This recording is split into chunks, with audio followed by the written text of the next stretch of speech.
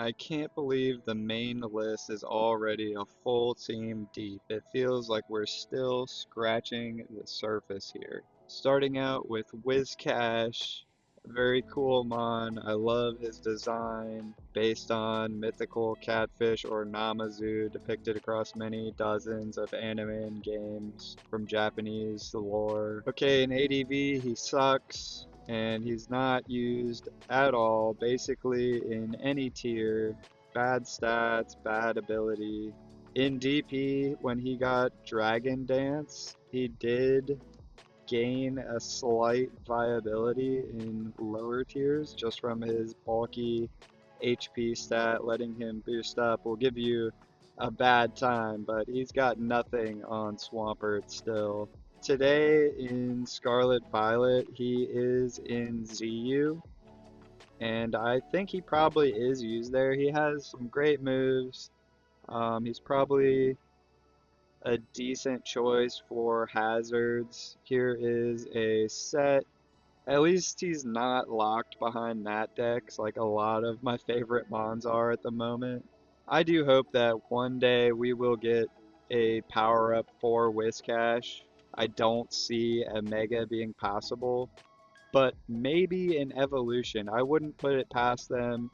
People really do love Wizcash for how terrible he is. I think that people really do like his design. Alright, moving on to his cards. He has some pretty sick cards from some banger sets. Starting off, you know that I own the EXD Ox's reverse stamp of Wizcash. I had to get it. I got this very recently actually. I think it was 20 bucks. They wanted 25 and I bought, several cards from this person before and I was like, "Hey, will you give me this guy for 20?" And they were like, "Let's do it." So we got to add him to the collection. The EX Dragon Uncommon slash Rulers of Heaven Rare is a very awesome artwork. It's a Komiya. I love this artwork. In Primal Clash, he got the alpha treatment. These cards are very cool and super cheap.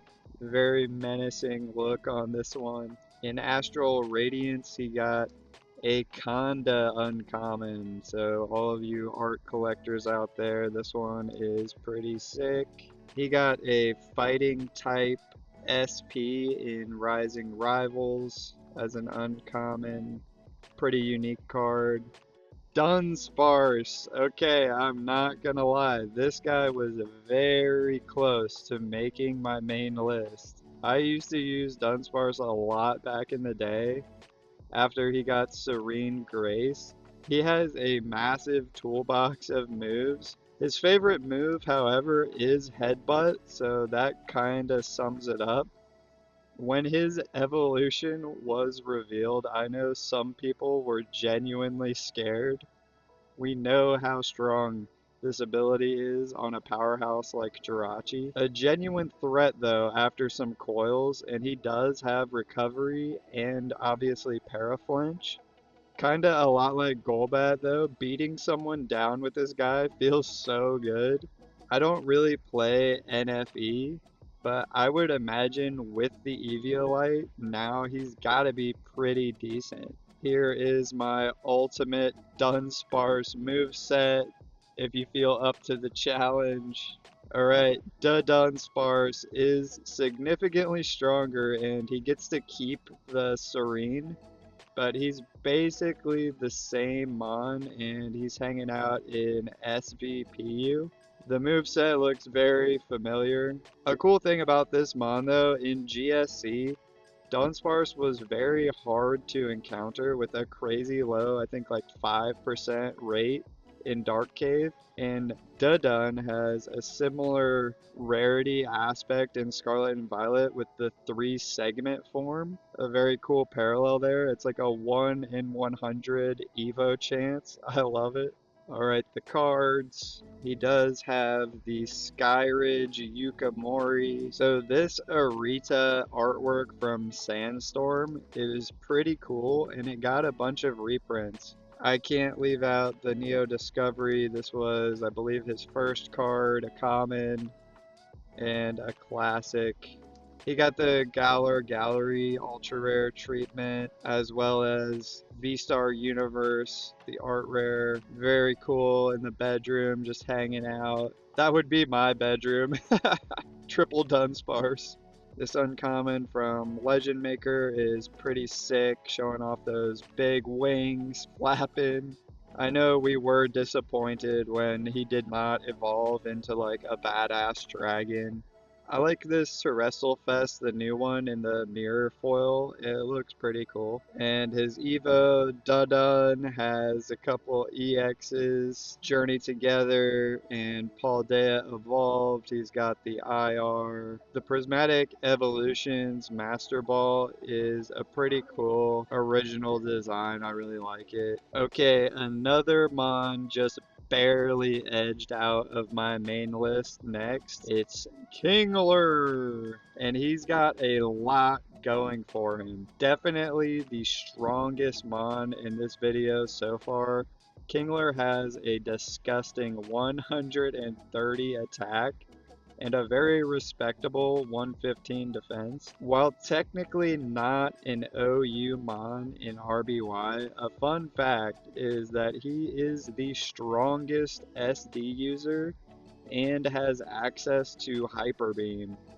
At +2, this can basically OHKO everything in the game, and back then, Hyper Beam didn't recharge on kill. He's a very cool tech and much better than Pinsir in my opinion. He's in lower tiers throughout the years, but just gains an expanded move pool. Here are some sets. You really don't want to catch these claws. He did get a special VMAX that looks very silly. I kind of like it. He also has some insane cards. Alright, starting out with my favorite Kingler card that I do own. This is the Expedition Hollow. I do have the Japanese base expansion pack version.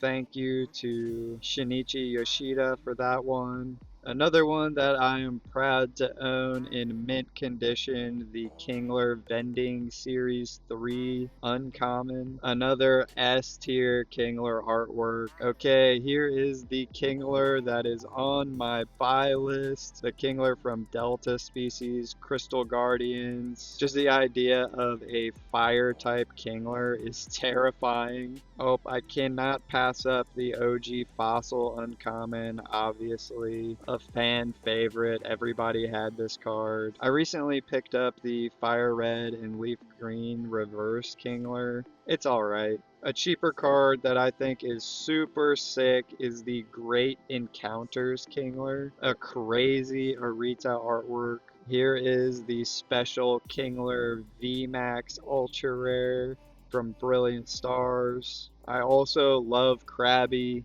Here is the Krabby Vending Series 2 art. It's pretty sick. Here is the base expansion pack common to go along with my favorite Kingler Hollow. Here is the Fossil Krabby. Everybody knows this one. Krabby was my first ever in-game shiny. Alright, Excelgor on release was actually an insane mon. I remember playing with him in Ubers with the Sash to get damage off on Darkrai and Deoxys leads. On his Smogon page, he still has the write-up for his use in Ubers, so you know I ain't lying. 145 speed even now, minus the 1 million way tie at 151 speed with the new Megas. This guy was vying for the fastest Pokemon sub-Uber in Black and White. His 100 special isn't too crazy, but he had some really good moves, like Bug Buzz, Focus Miss, and Final Gambit. Also, he could learn spikes, which was really good because of how fast he was. He's just a really solid Sash lead. You could probably use him today, but he is sadly, like Kingler, locked behind Nat decks. I used him a ton in competitive, and I think Escavalier does have the superior art design, but there is no comparison in their usage. Here is my favorite Excelgor moveset. You can also run him with Scarf. Like, that's probably also pretty viable. I did do that from time to time. Here is another set. All right, Excelgor doesn't have any high value cards, but he does have some very cool artworks. So he got the IR from White Flare. This is his most expensive card, I think, outside of a staff promo, but it looks pretty good. Here is the Noble Victories rare. I remember this set fondly, and it got a Cracked Ice deck exclusive version. He got a rare in Plasma Blast. Looks alright. Here is the Furious Fist uncommon, fast as fucking lightning. I really like the Crimson Invasion uncommon. He looks super evil. Okay, the best Mon for last. Well, for me, probably no one else. We got freaking Archeops. You weren't expecting this guy, were you? Yeah, he's pretty awesome. This is an example of a Mon's design where they knew what they were going for with his design was extremely powerful, and they just leaned into the nerf a bit too hard, in my opinion. I mean, rock flying Fossilmon several generations after Aerodactyl, they could have at least made him better than him, right? Well, a destructive 140 base attack and 110 speed. He really could have been. But his ability, Defeatist, his only ability, that is a really hard argument to make. So Defeatist, I'll just read it here real quick. While this Pokemon has half or less of its maximum HP, its attack and special attack are halved. Yeah, doesn't sound as bad as it plays. Like, he does have Roost too, which helps, I guess, but realistically, you are not sweeping with this guy. You're probably getting off a revenge kill, maybe chipping something, like at best. I still really love him, and with some help, he's an interesting build around. And in old lower tiers, a genuine god level threat. Here is an Archeops moveset. He really had so much potential. He's such a cool Pokemon. Okay, on to his cards. He has a very cool secret rare that I pulled as a kid, well, teenager, from Dark Explorers on release. At this time, I was actually playing the TCG regularly, but I fell off a few sets after this, maybe around like 2013. He got a rare in Noble Victories. I've always liked this artwork a lot with the palm trees. He also got an IR in White Flare. It's pretty clean. It looks kind of like the Ludicolo art from Jerky. He got a Plasma Blast Hollow. It looks really nice. I might actually have to pick this one up. I don't have it. Here is his rare from White Flare. It looks really cool. I love the background on this card. And yeah, he has a staff promo from Tempest. Like, who cares? That one's like, okay, I guess.